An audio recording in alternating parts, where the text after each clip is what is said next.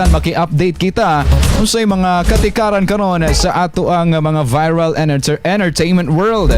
Kay diri makasama si Michelle D ug iyang mga higala daw gisabpi na sa National Bureau of Investigation. Atong sayron ang kinatibuk-ang detalye mga kasama pinaagi sa reports ato ang student intern mga kasama gikan Davao del Norte State College, no other than kasamang Rafi Makasiding. Panleo, gikumpirma ni Attorney Maggie Abraham Garduque, legal counsel ni Michelle D nga nag-issue na og sabina ang National Bureau of Investigation kon NBI sa beauty queen nga si Michelle D, Samantha Panlilio og actress Rian Ramos. Subay sa mga alegasyon sa physical assault o illegal detention sa driver ni Rian nga gilimod usab sa mga artista. We understand that part of the case build up and investigation of the NBI is to send the subpoena to the respondents so that their side can be heard on this matter also.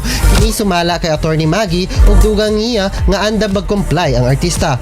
Gani naghatag sabog update ang legal team ni Michelle sa kaso nga qualified theft batok sa driver nga si alias Totoy nga nakadawat sabog sa pina nga nagikan sa Office of the City Prosecutor of Makati aron atubangon ang kaso. Ug mipahayag ang abogado ni Michelle D nga sila nagmalaumon nga makabot ang katarungan sa kaso.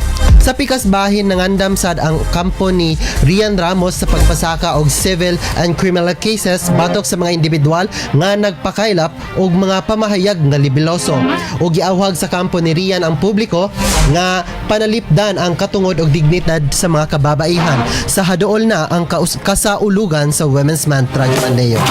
Okay, thank you so much kasamang Rafi sa maong update sa atong entertainment world. Kasama mo sa balita at serbisyo publiko, Rafi Makasiding diyan ni si intern Tatak Aramen. Sir